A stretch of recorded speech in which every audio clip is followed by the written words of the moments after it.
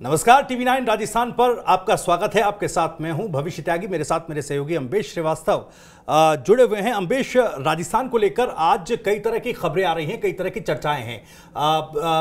चुनाव सर पर हैं, तो ऐसे में कई राजनीतिक घटनाक्रम हो रहे हैं। आज सबसे बड़े सवाल कौन से राजस्थान की राजनीति में हैं जो पूछे जा रहे हैं? देखिए भविष्य, मैं आपसे पहले सवाल ये करता हूं कि अभी ये था कि 2 सितंबर को वसुंधरा राजे परिवर्तन यात्रा, जो बीजेपी की एक्चुअल में परिवर्तन यात्रा निकल रही है, उसमें वसुंधरा राजे को एक यात्रा का कार्यभार दिया जाएगा। लेकिन अब उस पर विराम भी लग चुका है और ये कहा जा रहा है कि परिवर्तन यात्रा में वसुंधरा राजे शामिल होंगी या नहीं होंगी, ये भी बड़ा सवाल है। और इसी बीच अभी एक अपडेट आई है कि वसुंधरा राजे इस परिवर्तन यात्रा से पहले खुद जो है कुछ धार्मिक यात्राओं पर निकलने वाली हैं और इसके लिए वो अपने सहयोगी विधायकों को कहा जा रहा है कि आदेश दे रही हैं कि इस पे जो है उसको एक भव्य तरीके से तैयार किया जाए। जी, अब बिल्कुल अम्बेश, देखिए आपने जिस तरह से इन 3-4 घटनाक्रमों का जिक्र किया, और सबसे बड़ा सवाल तो राजस्थान की राजनीति में और खासकर के बीजेपी की राजनीति में यह है कि वसुंधरा राजे का रुख क्या है परिवर्तन यात्राओं को लेकर, क्योंकि बीजेपी का शीर्ष नेतृत्व खास तौर पर इन परिवर्तन यात्राओं पर काफी उम्मीदें और आस लगाकर बैठा है। वसुंधरा राजे को लेकर आपने बता ही दिया कि परिवर्तन यात्रा के शुरू होने से ठीक एक दिन पहले वो धार्मिक अपनी यात्रा पर निकल रही है। और आपको याद होगा, इससे पहले भी 2002, 2013, 2018 में वो इस तरह की धार्मिक यात्राएं निकाल चुकी हैं। अब ऐसे में एक बार फिर, लेकिन अब ये समझना होगा कि देखिए, ठीक परिवर्तन यात्रा से पहले ही क्यों राजस्थान में सबसे बड़ा सवाल यही चल रहा है कि फेस कौन बीजेपी का होगा, और इसको लेकर सतह पर तो नहीं लेकिन अंदर खाने कहीं ना कहीं खिस्तान जरूर बीजेपी में, और एक कोशिश ये होगी सवाल ये भी था कि पार्टी को तो ताकत दिखाने की तैयारी एक बार फिर नहीं कर रही है। आपसे सवाल ये भी था कि पहले जैसे ये कहा जा रहा था कि जो 4 यात्राएं, 4 दिन जो अलग अलग यात्राएं निकल रही हैं, उनको प्रदेश के 4 बड़े नेता, एक को गजेंद्र सिंह शेखावत, एक को वसुंधरा राजे, एक को सीपी जोशी एंड एक को सतीश पुनिया अलग अलग लीड करेंगे। लेकिन अभी ये आ रहा है कि अब चारों यात्राओं में ऐसा कोई फेस नहीं रहेगा, चारों यात्राएं अलग अलग निकल रही हैं। इसका मायने क्या हो सकते हैं और ऐसा क्यों हो रहा है? बिल्कुल, देखिए जैसा आपने बताया कि 4 यात्राओं की जिम्मेदारी देने की बात थी कि 4 बड़े नेताओं को उनकी जिम्मेदारी दी जाएगी, लेकिन अंदर खाने से इस तरह की चर्चा आई। पहले फेज की, पहले चरण की जो यात्रा निकल रही थी, कहा जा रहा था उसकी अगुवाई जो है वसुंधरा राजे करेंगी, लेकिन इस तरह की खबर भी सामने आई कि इस यात्रा को लीड नहीं करना चाहती थी वसुंधरा राजे। पूर्वी राजस्थान का जिक्र अगर किया जाए तो यहां पर ईआरसीपी का मुद्दा बहुत हावी है, और इसी के चलते पूर्वी राजस्थान की जिम्मेदारी लेने से वसुंधरा राजे थोड़ी बचती नजर आ रही थी। हो सकता है कि परिवर्तन यात्रा के दौरान उस मुद्दे पर कहीं ना कहीं यात्रा का विरोध देखने को मिले। तो दूसरे चरण की जो यात्रा है, जिसको सीपी जोशी साहब लीड करने वाले थे, उसकी जिम्मेदारी कहीं ना कहीं वसुंधरा राजे मांग रही थी। अंदर खाने खबरें, औपचारिक कोई इस पर पुष्ट खबर नहीं है। तो इस तरह की स्थिति, आपसी खींचतान जो है, नहीं तो सेकंड लीड को वो क्यों मांग रही थी, इसकी कोई खास वजह समझ में आई कि वो दूसरी यात्रा जो है उसका क्यों लीड करना चाहती थी राजे? देखिए, इसमें एक पहलू ये भी हो सकता है क्योंकि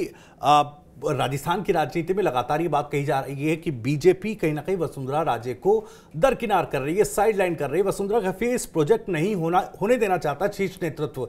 अब ऐसे में अब देखिए, सीपी जोशी साहब मेवाड़ क्षेत्र से वो आते हैं और उनको दूसरे चरण की यात्रा की जिम्मेदारी सौंपी गई थी, जो पहले जो तय किया गया था प्रोग्राम। बाद में हालांकि अब तो अरुण चतुर्वेदी साहब जो कोऑर्डिनेटर हैं यात्रा के, वो पूरे इस कार्यक्रम को लीड कर रहे हैं। तो तब ये भी हो सकता है कि सीपी जोशी साहब का क्षेत्र है और वहां पर बड़ी संख्या में कार्यकर्ताओं को जुटाकर अपनी एक ताकत शीर्ष नेतृत्व को दिखाना चाहती हूँ वसुंधरा राजे की। देखिए, मैं सीपी जोशी साहब या पूरे प्रदेश में कहीं भी मैं भीड़ इकट्ठा कर सकती हूँ। देखिए भविष्य, एक ये भी देखना पड़ेगा कि 2003 और 2013 में वसुंधरा राजे ने अकेले अपने दम पर यात्राएं निकाली थी। उसके नतीजे थे कि भाई सब उन्होंने 2003 में निकाली थी परिवर्तन यात्रा, 2013 में उन्होंने स्वराज संकल्प यात्रा। इस बार उनको चेहरा नहीं बनाना बीजेपी के लिए क्या नुकसानदेह साबित हो सकता है? आप देखिए, बीजेपी जिस तरह से बीजेपी का शीर्ष नेतृत्व जो स्ट्रेटेजी बना रहा है, जो स्ट्रेटेजाइज कर रहा है आने वाले चुनावों को लेकर, उसमें फिलहाल अगर राजस्थान के परिप्रेक्ष्य में मैं आपको टोकना चाहूंगा, ठीक है, वो 2013 वो बीजेपी का है। सवाल ये है कि ये बगावत जो है ये बगावत के तौर पर देखा जाए कि ये मतलब नेताओं को इसलिए नहीं दिया जा रहा है कि कहीं ये उनके समर्थक जो है वो बगावत ना कर दें? जी,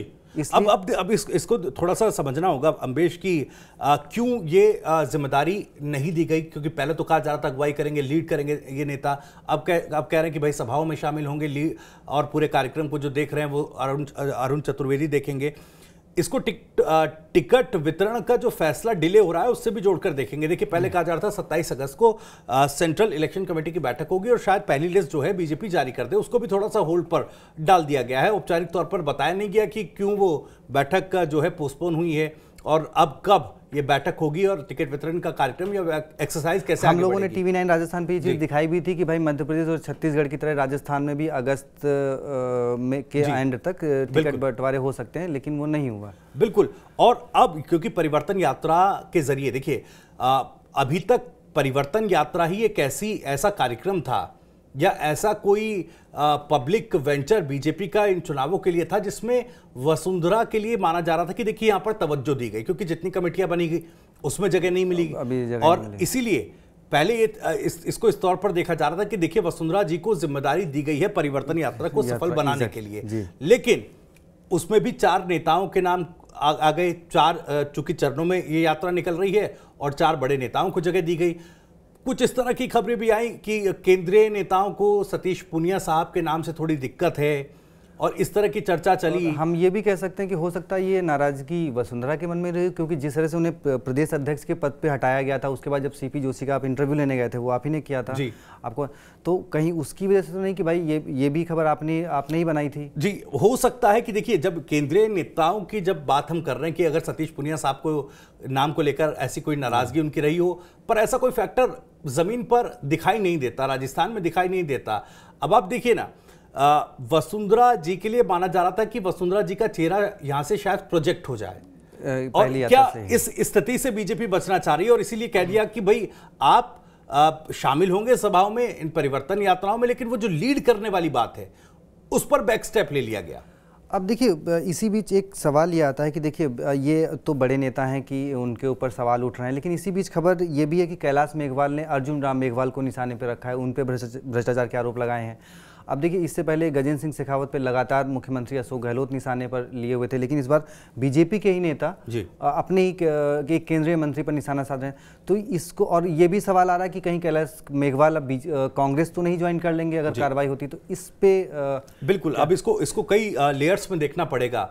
कई तरीके से इसको समझना पड़ेगा। कैलाश मेघवाल साहब जो कि राजनीति का एक साफ सुथरा चेहरा और कद्दावर चेहरा बीजेपी में माना जाते हैं, उनकी राजनीतिक छवि को लेकर भी उन्होंने 1967 जनसंघ से जुड़े हुए नेता हैं, उसके बाद बीजेपी बनी तब वो बीजेपी में साफ सुथरी राजनीति के लिए वो जाने जाते हैं और वरिष्ठ नेता हैं, कद्दावर नेता हैं बीजेपी के। तो ऐसे में जब वो कोई बात कहते हैं तो उस बात का वजन या फिर इम्पैक्ट उतना होता है, इसीलिए वो सवाल भी उठ रहा है कि भाई देखिए अर्जुन राम मेघवाल पर भ्रष्टाचार के आरोप लगा दिए और अर्जुन राम मेघवाल वो हैं जिनको बीजेपी ने मैनिफेस्टो कमेटी जो है उसका अध्यक्ष बनाया है। अब ऐसे में बड़ा सवाल उठेगा।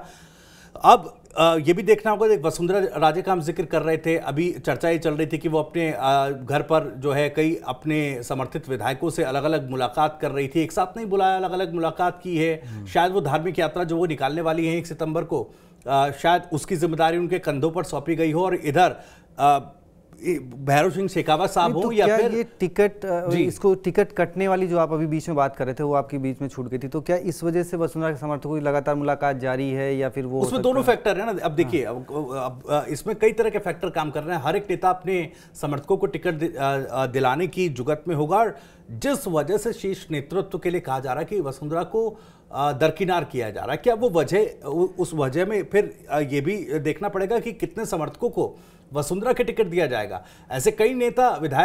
ऐसे कई नेता होंगे या पूर्व विधायक होंगे या विधायक होंगे जो वसुंधरा जी का समर्थन करते हैं और शायद उनको थोड़ी सी इस बार परेशानी हो या इस बात का कंफ्यूजन हो कहीं मेरा टिकट तो नहीं कट जाएगा। तो ऐसे में देखिए दोनों फैक्टर्स देखने होंगे। वसुंधरा जी अब एक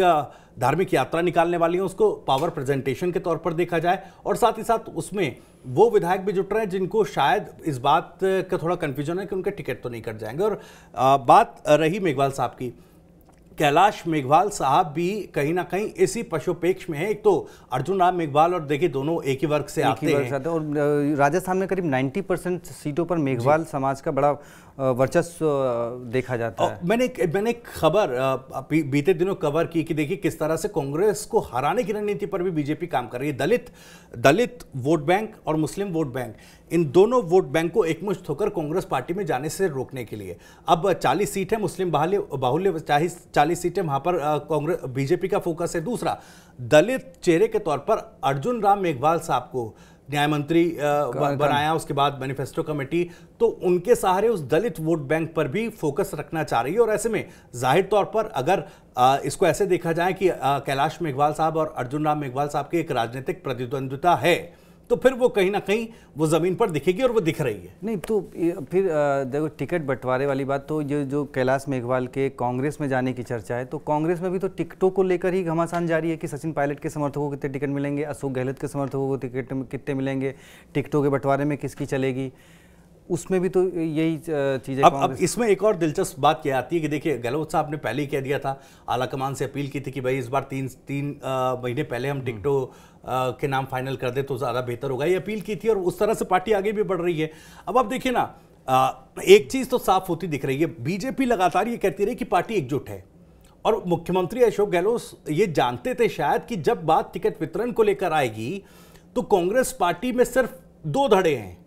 बीजेपी के भीतर जो जितने धड़े हैं या फिर जितनी नेताओं के बीच खींचतान है, वो कहीं ना कहीं कांग्रेस पार्टी से ज्यादा है। और जैसे ही अब ये इंप्लीमेंट हो रही है गहलोत साहब की रणनीति, उधर देखिए एक्साइज चल रही है टिकट वितरण को लेकर, और मुझे लगता है जब टिकट सितंबर में पहली लिस्ट जारी करने की बात हो रही है, उदयपुर में जिस तरीके से विवाद हुआ, विवाद जरूर हो रहे हैं, लेकिन खुद गहलोत साहब ये जरूर जानते थे, अम्बेश गहलोत साहब शायद ये जरूर जानते थे कि उनके पास इस स्थिति को संभालने के लिए आगे मौका होगा, समय उनको मिलेगा। लेकिन बीजेपी की रणनीति आप देखिए ना, बीजेपी आखिरी वक्त तक टिकटों पर सस्पेंस बनाए रखना चाहती है, ताकि परिवर्तन यात्रा या और जो कार्यक्रम हो उसमें ऐसा ना हो कि कहीं भीड़ कम हो जाए, जिसको टिकट ना मिले वो कार्यकर्ता उनके समर्थक जो हैं वो पार्टी कार्यक्रमों से दूरी बना ले, तो वो इम्पैक्ट नहीं पड़ना चाहते। लेकिन इसमें एक वजह ये, अब उसमें एक इम्पैक्ट ये भी पड़ेगा कि अगर आप इस मामले को, टिकट वितरण के मामले को अगर आप आखिरी तक खींचेंगे, तो फिर ये क्या एक ज्वालामुखी बनकर आने वाले समय में फटेगा, और उसकी शुरुआत क्या हो गई। जैसे मध्य प्रदेश में हुआ कि कुछ जैसे सिंधिया समर्थकों ने बगावत कर दी, आज भी एक बीजेपी के नेता ने वहां पे इस्तीफा दे दिया, विधायक ने, तो राजस्थान में भी ऐसी संभावनाएं देखने को कहीं मिल सकती हैं। अब इसमें सबसे महत्वपूर्ण ये है कि देखिए अब सबकी नजरें 2 तारीख पर, 2 सितंबर पर होंगी कि जब वो कार्यक्रम होगा। अब इसमें ऐसा जरूर हो सकता है कि देखिए अभी मेरे ख्याल से 2 सितंबर से पहले की वसुंधरा की जो अपनी धार्मिक यात्राएं कर रही है उसमें कितनी भीड़ जुटती है, ये बड़ा अब वो बड़ा हो गया है, बजाय की 2 तारीख की यात्रा, क्योंकि भाई 2 तारीख की यात्रा इसलिए फोकस में थी सबके क्योंकि वसुंधरा राजे को वहां से पावर मिलने वाली थी, लेकिन अब क्योंकि वहां से तो मिल नहीं रहा, अब उसके उपलक्ष्य में जो वसुंधरा राजे ने एक अपनी पैरेलल, उससे पहले एक जो यात्रा रखी है उस पे मेरे ख्याल से सबकी नजर रहेगी कि वहां पे वो क्या। और वसुंधरा जी देखिए वरिष्ठ पूर्व 2 बार उन्होंने मुख्यमंत्री हैं और राष्ट्रीय उपाध्यक्ष पार्टी की। अब इतनी हल्की राजनीति तो वो भी नहीं करेंगे कि भाई देखिए पार्टी का इतना बड़ा कार्यक्रम, और उससे हालांकि उन्होंने अमित शाह की रैली से वो थोड़ी नदारत रही, और इससे पहले पार्टी कार्यक्रमों से उन्होंने दूरी बनाए रखी, वो एक अलग विषय। कई बार लेकिन परिवर्तन यात्रा एक बहुत महत्वपूर्ण कड़ी है बीजेपी पार्टी के लिए, और शेष नेतृत्व की नाक का सवाल भी हमने तो एक बार तस्वीर ये भी अपने चैनल पर चलाई है कि सीए एनआरसी को लेकर जोधपुर में एक सभा केंद्रीय गठन की तरफ से की गई थी, वहां पे राजे जो है नीचे कार्यकर्ताओं के साथ बैठ गई, बाकायदा उनको खींच के ऊपर लाने की कोशिश की है, लेकिन उन्होंने मना कर दिया। तो ऐसी तस्वीरें हमने कई बार देखी हैं, जब वो दूरी बनाई है उन्होंने, जब सीपी जोशी की ताजपोशी हुई थी तब उनसे वहां पे उन्होंने दूरी बनाई, तो ऐसी कई मौके आए जब वसुंधरा राजे ने बड़े कार्यक्रमों से खींचतान को याद से नहीं दिख रही है आप देखिए अमित शाह साहब आए, दूरी बनाई। इससे पहले 30 जून को उदयपुर में जब अमित शाह साहब आए थे, उस वक्त भी एक थोड़ा सा कंफ्यूजन हुआ, वहां पर जब अनाउंसमेंट हो रही थी तो तमाम नेताओं के संबोधन हो गए, तो वसुंधरा जी का संबोधन स्किप कर दिया गया। अमित शाह साहब का संबोधन के लिए नाम अनाउंस कर दिया गया, लेकिन फिर अमित शाह साहब ने थोड़ी स्थिति संभाली, राजेंद्र राठौड़ साहब वहाँ थे जो अनाउंस कर रहे थे, तो वो स्थिति वहाँ पर देखी। अब सवाल ये उठा कि भाई ये जानबूझकर किया गया था या फिर अनजाने में चीज़ हो गई। चलिए अब आपने बीजेपी की बात बहुत कर ली, थोड़ा सा कांग्रेस पे आ जाए। कांग्रेस के टिकट वितरण पे आप बोल रहे थे, नहीं अभी एक इसमें फाइनल ये चीज़ होगी। देखिए अब ठीक है,